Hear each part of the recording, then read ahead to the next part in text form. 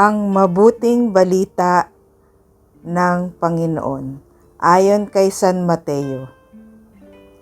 Noong panahong iyon, lumapit kay Jesus ang mga alagad ni Juan Bautista at ang wika, "Malimit kaming mag-ayuno, gayon din ang mga Pariseo.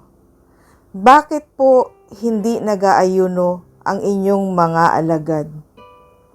Sumagot siya, "Maaari bang magdalamhati ang mga panauhin sa kasalan habang kasama nila ang lalaking ikinasal?